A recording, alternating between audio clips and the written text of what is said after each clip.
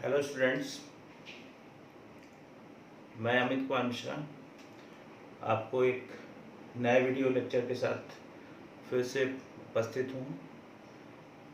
कल तक हम लोग जो पढ़े थे वो गॉस थ्योरम तक आपको पढ़ाए थे और मैंने गॉस थ्योरम का एप्लीकेशन पढ़ाना आपको बताया था कि आज हम लोग गॉस थ्योरम का एप्लीकेशन पढ़ेंगे। गॉस थ्योरम का एप्लीकेशन पढ़ने से पहले मैंने आपको कुछ चीज़ें बताई थी, इसको रिकॉल करना ज़रूरी है।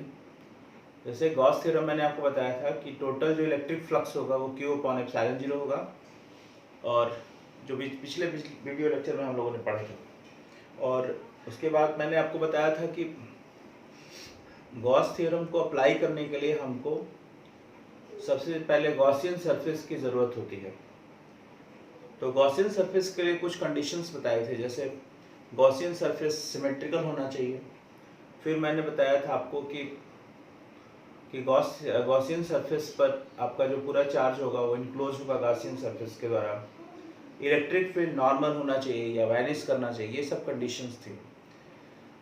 आज हम लोगों को एप्लीकेशंस ऑफ गॉसेस थ्योरम पढ़ना है। बहुत इंपॉर्टेंट एप्लीकेशन है और हमारे सिलेबस में 3 एप्लीकेशंस हैं। We have to study 3 applications. तो एक एक करके हम लोग डिस्कस करते हैं। This is the application of Gauss's theorem or Gauss's law.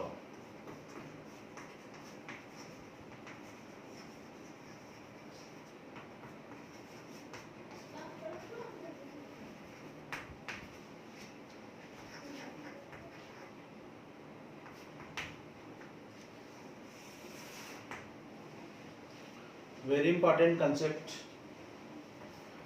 This is the most important concept. Now the application 1.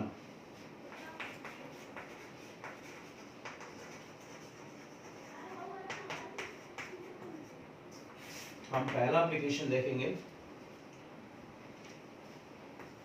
Electric field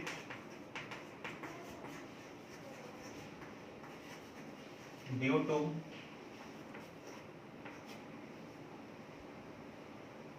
infinitely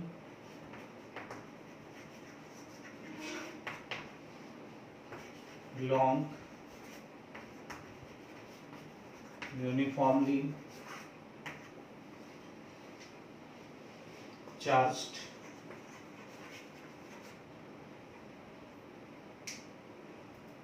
straight wire or conductor.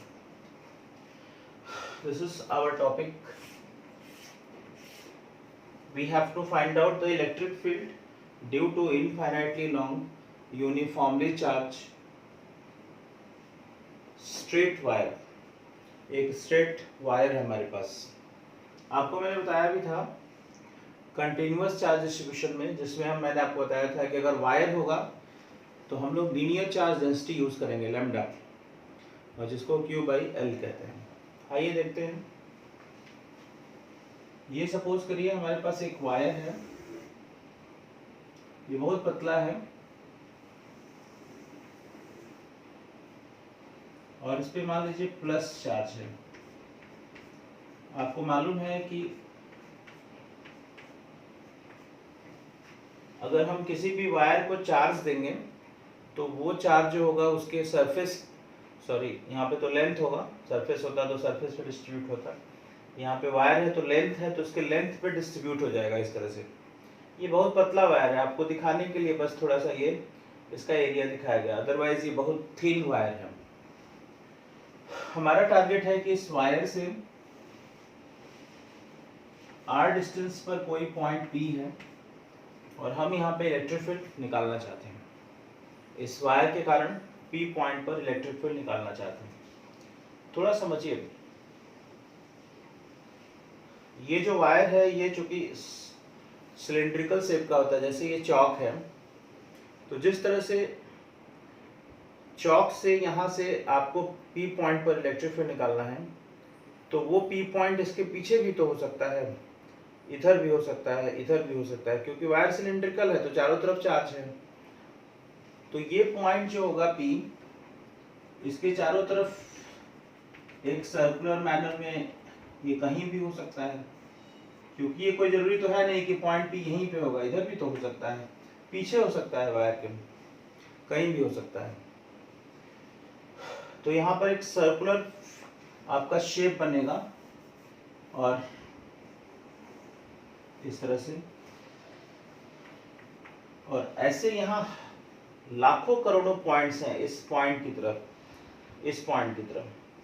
तो अगर हम सारे सर्कल्स को ऊपर से नीचे तक लेके जाएंगे तो आप क्या देखेंगे, यहाँ पर एक सिलेंडर बनेगा। बनेगा कि नहीं बनेगा? बनेगा। तो इसलिए इसका गॉसियन सरफेस जो होगा वो सिलेंड्रिकल हो जाएगा। ऐसे ही हम गॉसियन सरफेस का पता लगाते हैं।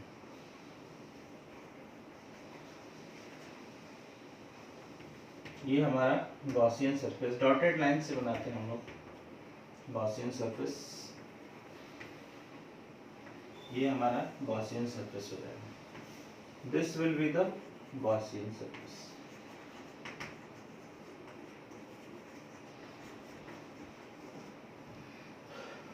क्लियर? आपको मैंने रीजन भी बताया कि गॉसियन सरफेस क्यों सिलेंडर होगा, क्योंकि ये पॉइंट इधर भी हो सकता है, यहाँ भी हो सकता है, आर डिस्टेंस पर कहीं भी हो सकता है। तो फिर हम एक सर्कल बनाएंगे और ऐसे लाखों पॉइंट है तो सारे सर्कल्स को मिला देंगे तो एक सिलेंडर बनेगा। Clear? So Gaussian surface should be a cylinder. Clear? Now come to the point. Cylinder में हमारे 3 फेस होते हैं। सिलेंडर कोई भी अगर सरफेस है तो सिलेंड्रिकल सरफेस में 3 फेस होते हैं। आपको एक छोटा सा एग्जांपल दिखा रहे हैं। ये सपोज करिए सिलेंडर है, तो इसके नीचे का बेस होता है, ये एक सरफेस हो गया, एक ऊपर का बेस है, ये सरफेस हो गया, और एक ये कर्व सरफेस। तो इस तरह से 3 सरफेस होते हैं। यहाँ भी इसको 1 नंबर मान लीजिए सरफेस को, ये आपका 2 नंबर है और ये 3 नंबर। क्लियर? अगर हम 1 नंबर की बात करें तो ये प्लस के कारण इलेक्ट्रिक फील्ड अगर हम निकालें तो बाहर की तरफ होगा E, लेकिन सरफेस जो ये सरफेस है वो इस तरह से है, ये ऊपर का सरफेस है, तो इसका एरिया वेक्टर सरफेस के परपेंडिकुलर ऊपर की तरफ जाएगा। तो अगर हम एरिया वेक्टर लेते हैं, ये एरिया वेक्टर है, तो ये ऊपर की तरफ जाएगा। क्लियर? ये एरिया वेक्टर का डायरेक्शन है। हम इस मिटाएंगे इसको, हेडिंग को।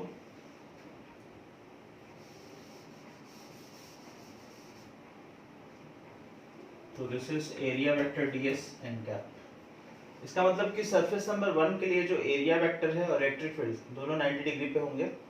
आते हैं 2 नंबर सरफेस के लिए। ये आपका कर्व सरफेस है, ये वाला। तो इसके लिए इलेक्ट्रिक फील्ड बाहर की तरफ है, क्योंकि प्लस है तो प्लस के लिए बाहर की तरफ ही होगा।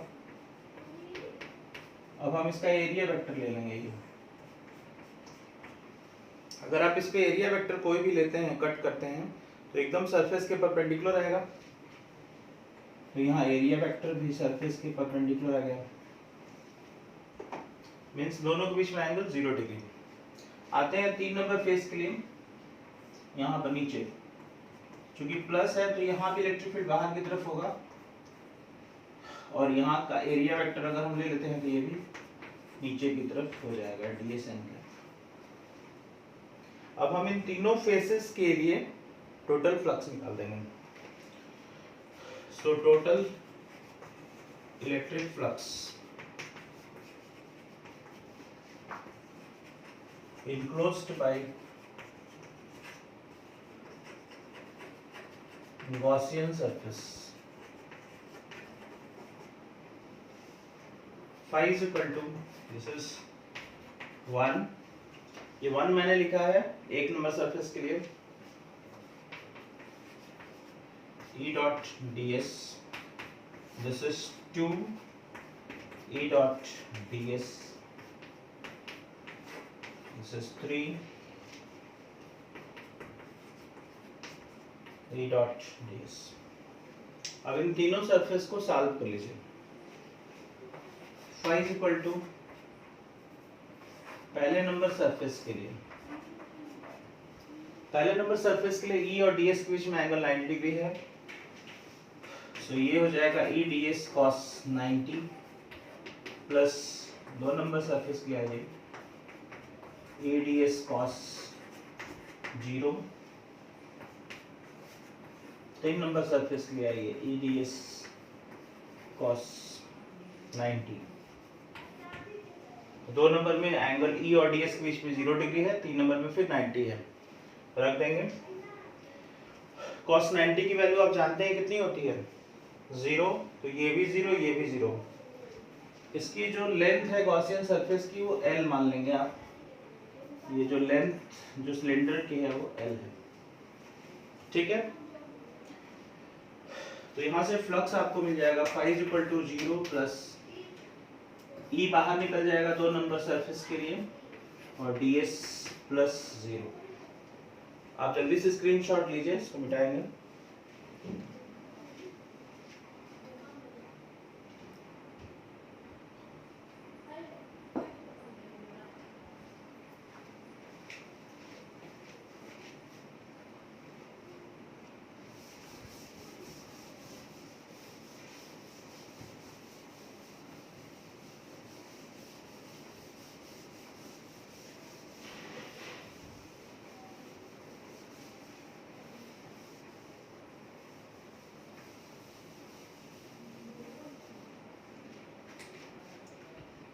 इसको फर्दर सॉल्व कर लेते हैं।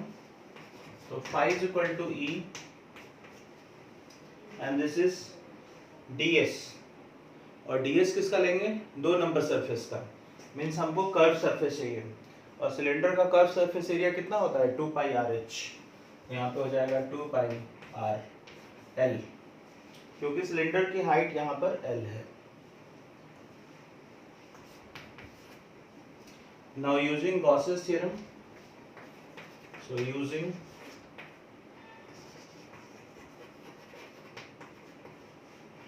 Gauss's law of electrostatics,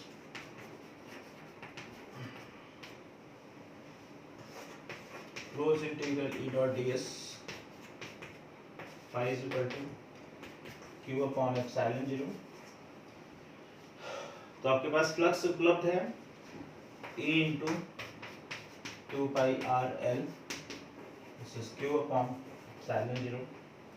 Now E becomes q upon 2πRL और into epsilon 0। यहाँ थोड़ा ध्यान दीजिए, q by L को हम lambda लिख सकते हैं, this is the linear charge density। So next step में आ जाएगा आपका E is equal to lambda upon 2 pi epsilon 0 into r। यहाँ पर lambda का मतलब है q by L and this is called linear charge density। in vector form इसको लिख सकते हैं आप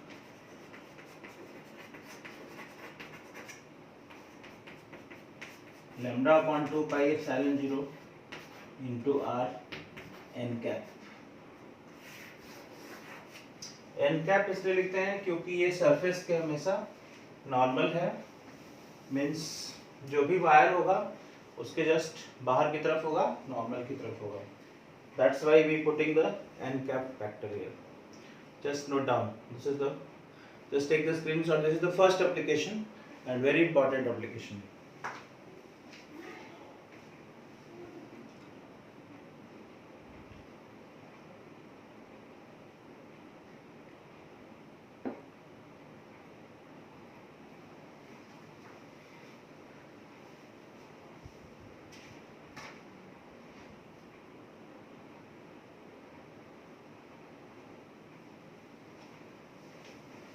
Now the second application.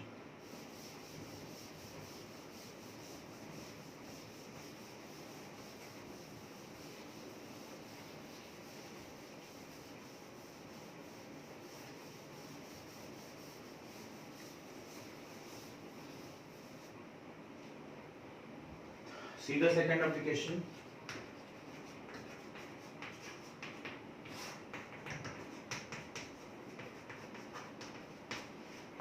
Electric field due to uniformly charged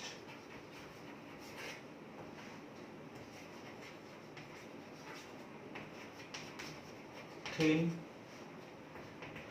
infinite plane sheet.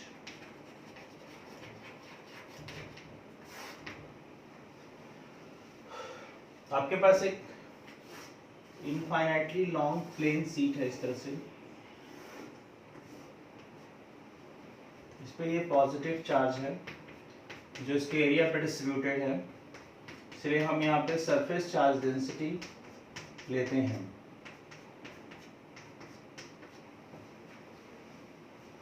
ये शीट इस तरह से आपका है और our target is to find out the electric field at any point P. इस शीट से आपको आर डिस्टेंस पे कोई पॉइंट पी दिया गया है, आपको यहाँ पे इलेक्ट्रिक फील्ड कैलकुलेट करना है। डेफिनेटली शीट इनफाइनाइटली लॉन्ग है तो हम इसका एक सेक्शन लिए हैं। दूसरी चीज, अगर आपको पी पॉइंट पे इलेक्ट्रिक फील्ड चाहिए तो ये प्लस है, तो इसके कारण इलेक्ट्रिक फील्ड अगर हम निकालेंगे तो बाहर की तरफ काम करेगा डायरेक्शन। और चूंकि सीट पॉजिटिव है तो इस साइड भी पॉजिटिव है, इस साइड भी पॉजिटिव, तो पॉइंट पी आपका सिमेट्री से पीछे भी आ सकता है उतने ही डिस्टेंस पर। तो ये पी पॉइंट आपका यहाँ भी मिल सकता है, यहाँ भी इलेक्ट्रिक फील्ड की स्ट्रेंथ उतनी ही होगी बाय सिमेट्री। सो अब आपको गॉसियन सरफेस सेलेक्ट करना है। तो गॉसियन सरफेस ऐसा लेना है जो इसकी एरिया को कवर कर सके चार्ज को। तो हम एक पैरेललोपाइड ले लेंगे या फिर सिलेंडर ले सकते हैं। क्योंकि इनफाइनाइट है तो आप सिलेंडर भी ले सकते हैं और पैरेललोपाइड जो आपकी इच्छा करें। तो हम लोग यहाँ पे एक पैरेललोपाइड ले लेंगे। This will play the role of Gaussian surface.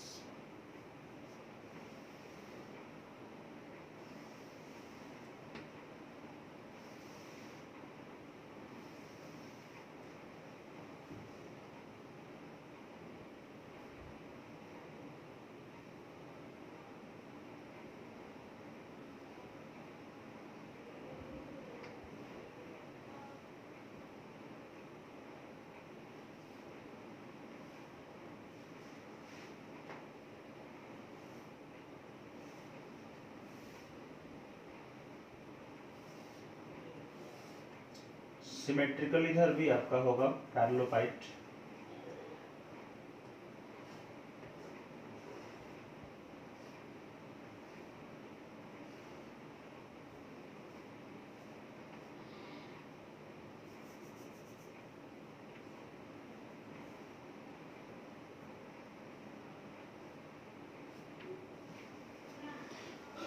इसको हम लोग पैरेललोपाइड कहते हैं।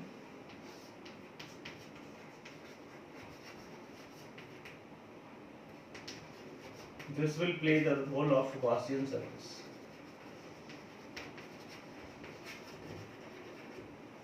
तो ये हमारा Gaussian surface हो जाएगा। Let the area of this, ये आपका P point है जिसको हमने P डैश माना था, जो सिमेट्रिकल पॉइंट था। इसका भी इलेक्ट्रिक फील्ड बाहर की तरफ था। क्लियर? फिगर में कोई डाउट नहीं है। एक ये इनफाइनाइट प्लेन शीट है। क्लियर? इसके कारण हमको पी पॉइंट पर आर डिस्टेंस पर इलेक्ट्रिक फील्ड चाहिए। तो हम देख रहे हैं कि प्लस है तो आउटवर्ड से इलेक्ट्रिक फील्ड होगा। क्योंकि शीट यूनिफॉर्मली चार्ज है तो इधर भी उतना ही चार्ज होगा, तो पीछे भी हम ले सकते हैं पॉइंट सेम सिमेट्रिकल, यहाँ भी इलेक्ट्रिक फील्ड होगा। फिगर आप लोग एक बार देख लीजिए ठीक से।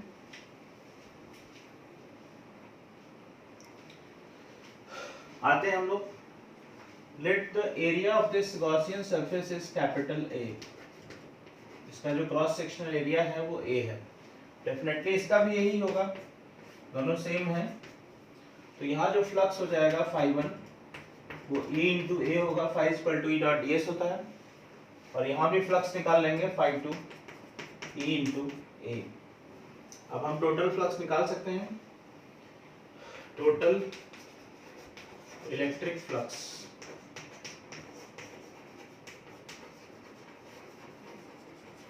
enclosed by Gaussian surface.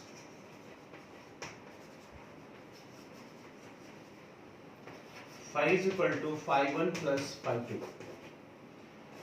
Flux को आप ऐड कर सकते हैं क्योंकि स्केलर क्वांटिटी है, डायरेक्शन मैटर नहीं करता है. सो EA plus EA, so phi becomes 2EA. Using Gauss theorem, Gauss theorem लगा दीजिए.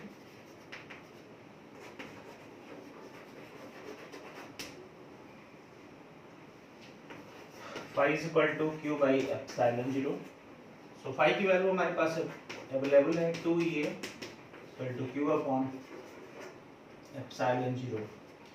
Now we can get the value of E. So E is equal to q upon 2 epsilon 0 A.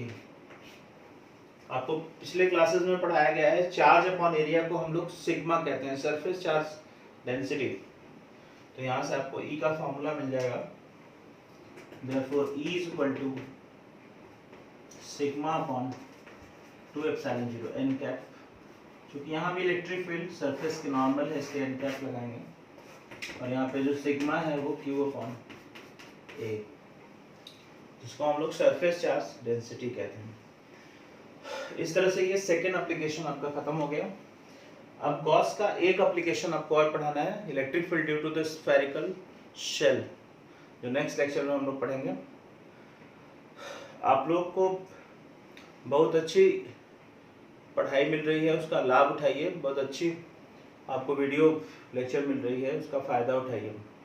और channel को subscribe करिए, share करिए अपने दोस्तों के बीच और लाइक करिए. अब इसके बाद जैसे ही हमारा थर्ड एप्लीकेशन ख़त्म होगा तो फिर हम इस पर टॉर्क पढ़ेंगे, टॉर्क ऑन इलेक्ट्रिक डाइपोल, और उसके बाद हम लोग न्यूमेरिकल सेक्शन पे चले आएंगे. तब तक के लिए thank you. Now take the screenshot.